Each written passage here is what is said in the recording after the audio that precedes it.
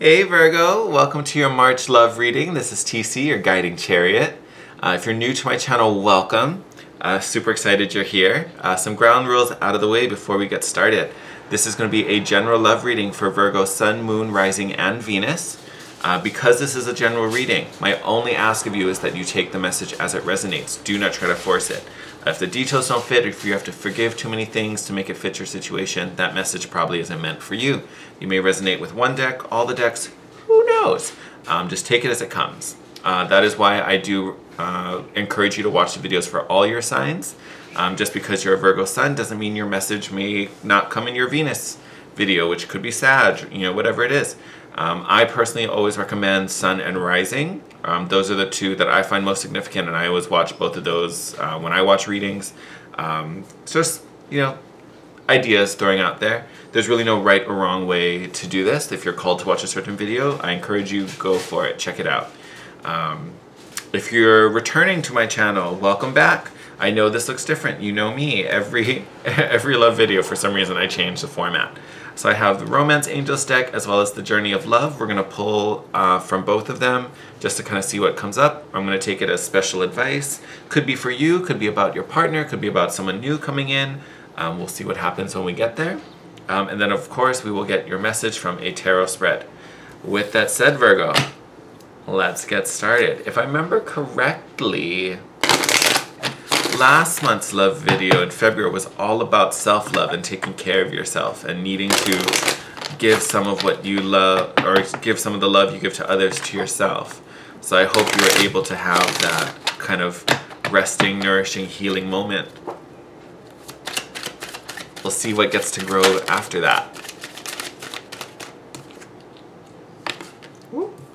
Alright, so we got heart-to-heart conversations.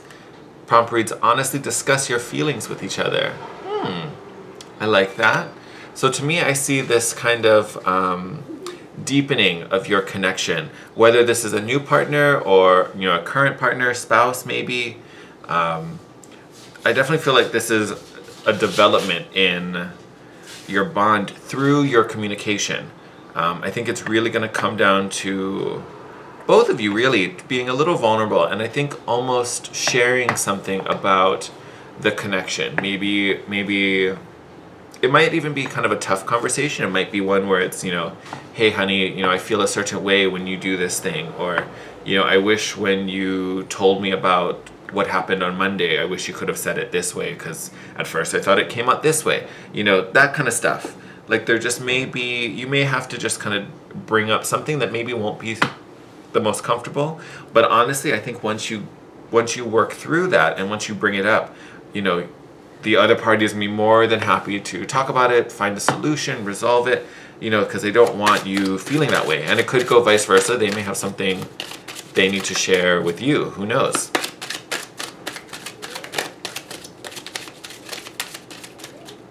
See if we have anything else from this deck before we go to Journey of Love. All right, I was like, okay, you guys got healing family issues, so this may be why those heart-to-heart conversations are needing to come up. This talks about your love life benefiting when you forgive your parents. May not necessarily be your parents. There just may be something in the family dynamic that maybe has gone a little funky, maybe a little awry, that we just need to kind of nip in the bud and bring back into harmony.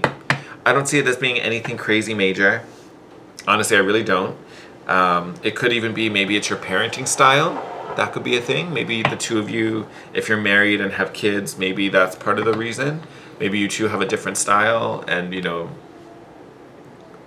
always want to be on the same page in situations like that. Just because you don't want to play bad cop, good cop, it can be confusing from, the child's viewpoint, like who, which, where, how, but you said this, but he said that, that kind of stuff. So that's just one example. Like, it may not be that, but I'm just saying some family aspect may be the core root of where these conversations need to be coming from. All right, let's see what comes up from the Journey of Love. So it looks like we're still kind of healing, but to me this is still a progression. Last one was all about healing yourself. And now that you are in a stronger place, now it's time to kind of look at the connections and relations and how we can make them even stronger.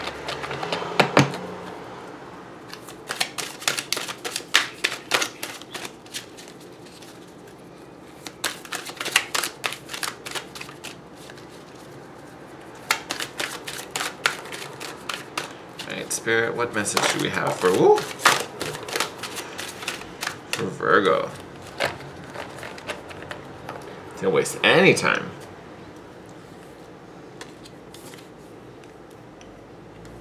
Lovely. All right. So actually, two kind of intense cards. If I'm really honest, these are kind of big ones. So first one out was the Cloak, and I think the Cloak really is about, you know, these two cards here we got from the Romance Angels, because the Cloak is all about kind of shedding, you know, shedding some type of cover, shedding this outer shell. You think of a cloak, you know, it's there to protect you, keep you warm, keep you safe. You know, this card talks about that no longer being the case. You don't need this cloak anymore. It's time to shed it. It's time to be more open and be more vulnerable. And again, I think when we got the heart-to-heart, I was talking exactly about that. You know, having to bring up something and be honest about something. So this is super clarifying this kind of need to be vulnerable, and also the idea that you're in a safe place. Like, you don't have to worry about taking this cloak off. You know, there's nothing there to harm you, but this extra barrier is now unnecessary, and it's keeping you from some type of greater light. And this is real heavy. So the Christ flame, this is like the Judgment card in a tarot deck. This is really about, you know, answering your divine purpose and, you know, connecting with Christ consciousness. This is beautiful. This is a really powerful card. And it puts you in a very powerful place as well. Like, essentially, it's kind of like you stepping up to the plate, you know, living life to the fullest, taking advantage of your abilities and your gift, and really doing what you came to this world in this life to do. Whether this is, you know, being with the partner that you were meant to be with, you know, this may even be about the relationship that you two have, and together you guys have a mission. You know, you may be involved in charity work, you may be giving back. Like, the two of you together may have some type of purpose on this planet to help raise the vibration or help to heal some type of hurt or wound. But this is something you will share together. And it's literally part of your purpose. This is kind of crazy intense. So if you guys are being called to do anything, especially anything in service, and it could be something as simple as, you know, participating at your church, volunteering, you know, it could be something huge like going on some type of, you know, travel expedition to like build schools in Africa or something. You know, it could be anywhere on that spectrum, but some type of service that allows you to help others. Kind of intense. I love that. Love that for you so much.